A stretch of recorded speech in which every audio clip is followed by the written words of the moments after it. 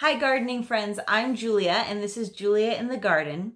This video is about some gardening books that I am loving right now. Before I jump into the books, I just want to tell you a little bit about myself. So I am in Vermont in the United States.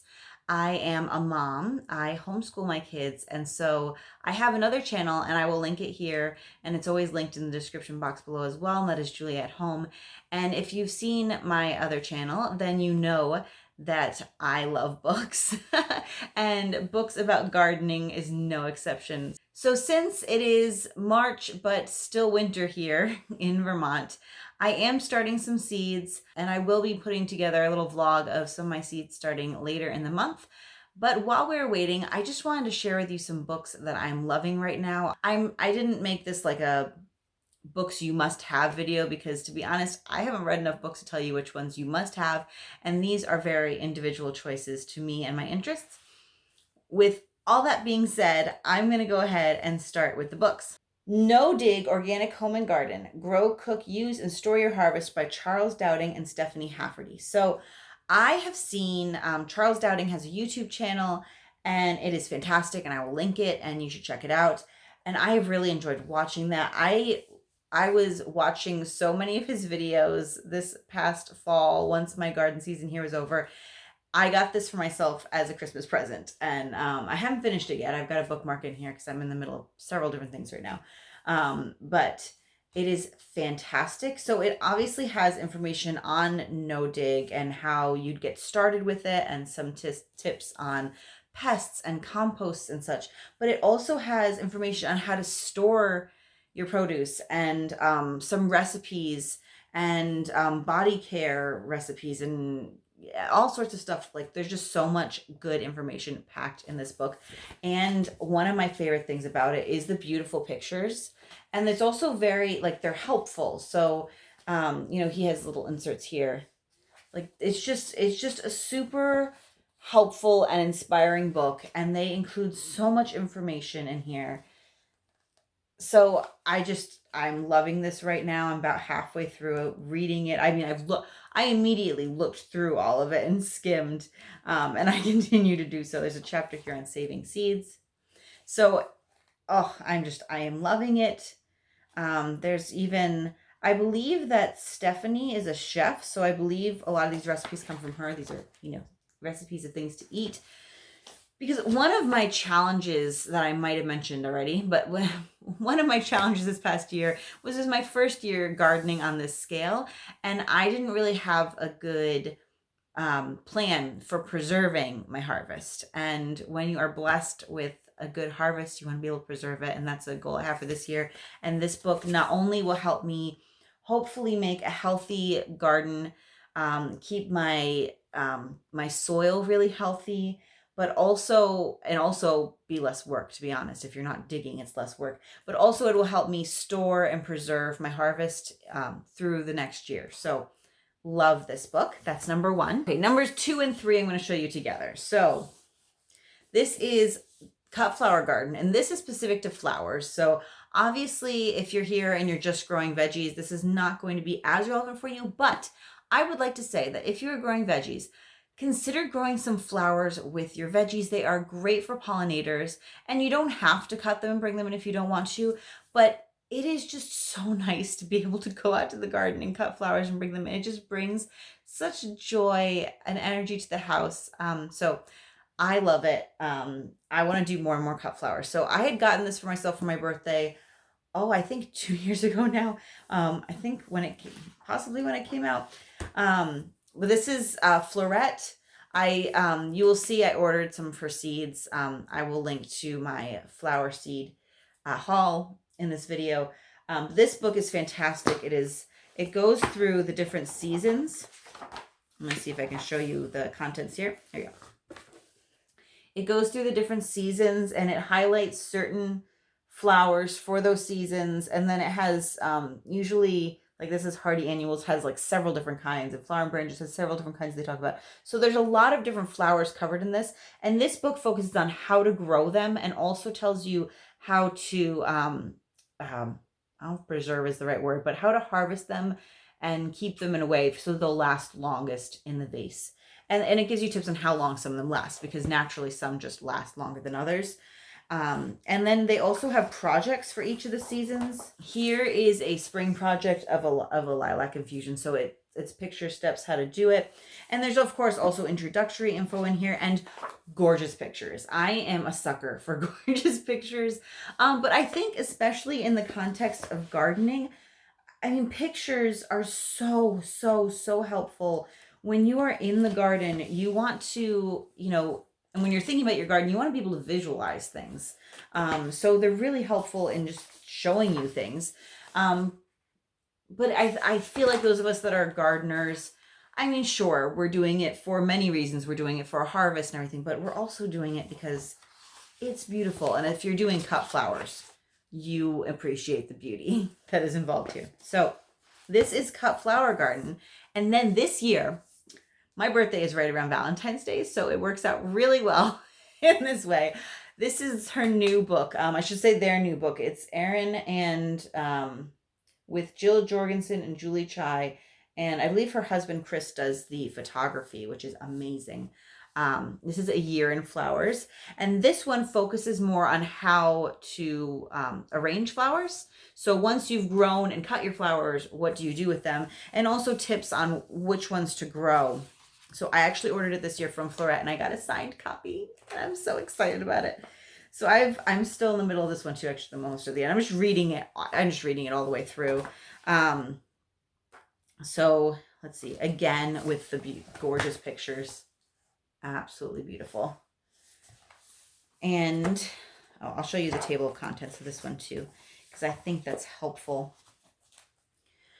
So this one goes through essential techniques, and then again it goes through different seasons and has I bought it with a deal, so I actually got a few free videos that they made around this, which shows you how to do a hand-tied market bouquet, and also they just talked like some facts talking about the book that I watched. So what they were saying was that they tried to stick to the types of arrangements that you would see most often. So I think each season has a statement piece, a centerpiece, a vignette, a posy, a hand-tied bouquet, or a bridal bouquet, a bunch of something en masse, and then a bonus technique. So those include flower crowns for spring, wrist corsage for summer, foraged wreath for autumn, and an evergreen wreath for winter. So for example, here's a bridal bouquet. I'm not sure why I chose this one, but I did. And it tells you all the basically ingredients that you need for it. And then it goes through step by step with instructions and pictures on how to do each step until you get to the end there. So it has all of the arrangements have those step-by-step instructions. And then at the end, this is glorious. Then at the end, they go through A to Z ingredient guide. So your ingredients here, of course, are foliage and flowers. So it's alphabetized, the flower, and it tells you the vase life, how to harvest it, just like some facts about it with beautiful pictures for each one, so that you can kind of go through and then, of course, are going to want to plant more things in your garden. I think that's just inevitable after getting this book, but it is beautiful and I love it. And so these two together are fantastic. I think I heard them mention that they are working on a dahlia book next. I don't have any dahlias yet, and I didn't get any this year, mainly because I'm going to have to figure out how to store them. They won't be able to stay in the ground where I am. So I'm hoping next year I can get the dahlia book and order some dahlias and jump into that, but that's for a future year. Right now, I just got these two. So that's book 2 and 3, but they're kind of together.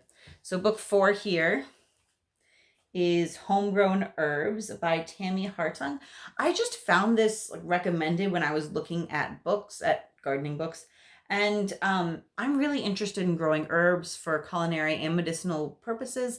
And I have several herbal books, like how to use herbs as medicine. But I didn't have any on growing the herbs.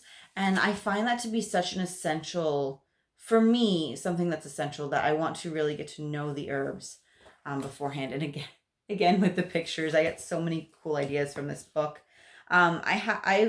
I've skimmed it and I've read pieces of it, kind of picking and choosing, but I haven't read the entire thing all the way through. And honestly, I'm not sure with this book if I will. This has so many good, I mean, there's all these lists and charts in here that are so helpful. So for this one, this is plant characteristics and requirements. So for each of the herbs, it tells you whether it's a perennial, biennial, or annual, how it grows, like clumps versus spreads, how its light requirements, its height, its spacing, bloom color, water requirements, soil preferences, so that you can decide how to combine things in the garden, what will go well together. And I mean, there's pages of it. It goes through so many herbs, both culinary and medicinal in here. And it also has different garden plans that you could follow. It's an ecosystem garden. This is a wild garden plan. So again, I am loving this book right now. I have been kind of dipping in and out of it as I'm thinking. It also goes through different things like composting and propagation and harvesting. Here's a page on root division and propagating from a root crown. There's just so much information here that I'm going to come back to again and again and again. Again, we've got harvesting. This is important to know how to harvest the herbs to get the best flavor or medicinal use out of them. It talks about storing them here. This is a goal. I need to figure out how to have the space for this, but to have like a medicinal and culinary herb pantry set aside for needing it. But there's more charts here. This is a harvesting guideline chart. I love charts. They make me happy. And there's some recipes in here as well. Information on preparing a tincture. Cooking with herbs. So, I mean, I probably shouldn't show you the whole book as much as I want to. But like the flower book I was just showing you, they have in the back here, they have what they call a closer look at each plant. And it again goes alphabetically and gives you more information. So, for example, this is anise hyssop. And it tells you its personality, which is it's a perennial herbaceous. It's perennial in zones 6 through 10, so it may or may not be. It's probably not perennial here. We're in zone 5. How high it gets, its bloom traits, what it likes or dislikes, propagation, maintenance, sun, soil, companion, complementary planting, harvesting, culinary use, medicinal benefits if there are parts used, and home pharmacy uses. So it goes through, I mean, there's just pages and pages and pages. This goes through so many herbs and tells you all that information for them. It's just amazing, an amazing resource. This was another Christmas present to myself along with the No Dig book, and I am so happy to have it in my home to be a reference. Now this is also a specialty book, right? Like I had the flowers and the herbs, and this one is Holistic Orchard by Michael Phillips. I mentioned this in some of my prior videos when I was talking about my orchard. This is like my Bible for doing my orchard. I also love the permaculture orchard, and I have a video of his, and I follow him on YouTube as well. But I don't know, I haven't seen that he has a book, so it's not included here. Obviously, this is the Holistic Orchard, and this goes through, I believe he has an orchard in New Hampshire, so I like that because it's kind of a similar, I mean, it's the next state over, so it's not far. It goes through orchard ecosystem, orchard design, and horticulture and dynamics, so how to get started. And then it goes through palm fruits, which are apples, pears, and quince, stone fruits, which are cherries, peaches, nectarines, apricots, and plums, berries, and then it talks about the orchard year. So you can see I have some notes here. I have some sticky notes here. I've tabbed, information on pruning and apple trees here. That I had for when I was pruning the trees last year and planting them. And I'm sure I will go through again as I'm going to be getting some cherry trees and some more berry plants, especially because he does go through berries in here as well, which is super helpful. The idea is you're caring for the soil and you're caring for the plants in a way that takes into account the whole ecosystem. He talks a lot about, he has sprays that you do for your trees to keep them healthy and things you can add if you have pest problems and how to deal with pest problems in a holistic way, in an organic way. And just so you're not you are putting inputs in to keep your plants healthy. I kind of like to think about it like giving them vitamins, and then you're setting them up in an environment where they're going to thrive and with other plants around them that might help them thrive. So it's a lot about that, but it's specifically for orchards and fruit trees and berry bushes. I have read this through multiple times now, and now I just keep dipping back in for the specific issues that I'm looking at. I have one more book, and it's a little bit different than those. So those were all, reference garden books. And this one is, it's a storybook, I guess. This is Animal Vegetable Miracle, A Year of Food Life by Barbara Kingsolver. Now, I read this probably like 10 years ago. I don't remember when it came out exactly, but I read it a really long time ago, before I was married, before I had kids, before I even had like the thought in my head that I might have this big garden. I loved the idea of it. I've always been interested in living more in touch with nature, a lighter footprint on the environment, working with the environment, healing it. And this book gets into how you can how your food choices impact the environment, and how eating local and growing your own can make a big difference in that. And so this is about Barbara Kingsolver, who's an author, and her family at the time of writing this book. And at the time of writing this book, she had her and her husband, her two daughters, were living. I think at least one of her daughters is well out of the house by now, but both might be. But one was, I believe, in elementary school, maybe like fourth grade or so, and the other one was junior or senior in high school. And they decided they were going to spend a year eating everything as local as possible, growing as much of their own food as possible, and then getting what they're not growing from local farmers. They did have a couple exceptions. So things like coffee and hot chocolate, they did make exceptions for, and olive oil, and they tried to find the most sustainable source that they could for those items. But it's each chapter is like focuses on a month. So it starts, I believe, with March, and it might start with an introduction, and then it goes starts in late March, waiting for asparagus, in chapter 2. And each chapter, she talks about what was going on at the time. And so that's why I said it's sort of a story, because it's a story about their experience in this year of growing a lot of their own food. Now, they didn't start they'd been growing food before. Like, they already had an established asparagus patch, and they'd been growing food for years. So this wasn't like a just jump in the very first year in a new farm. But there's still a lot of things they had to learn. And then at the end of each chapter, her older daughter, who's in high school at the time, wrote a little, some thoughts, I guess. And she was studying nutrition. So she often pulls in some nutrition, and she talks about their recipes, and she includes a meal plan. And then often, I'm not sure if it's in this one, but often she also includes a couple recipes as well.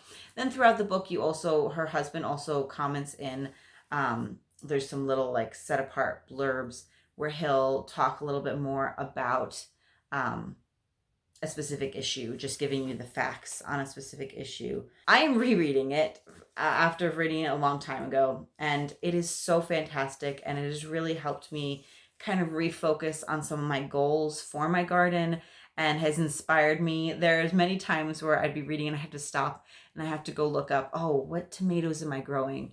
Let me add this one to the list, or let me think about the asparagus for a minute. I've ordered those. How am I going to plant those? When am I going to plant those? So it's brought me back to my garden, and I just find it really inspiring. Hopefully you enjoyed this video and seeing those books that I am loving right now. I have included links in the description box below, and they may be affiliate links. So if you click on an affiliate link and buy through it, it doesn't cost you any more, but it may give me a little bit extra. So if you do that, I really do appreciate your support. Either way, I hope you are doing well and gearing up for the gardening season if you haven't started already. If you have a gardening book that you are loving right now, please comment below. I would love to know. I'm always looking for more books. Until next time, happy gardening.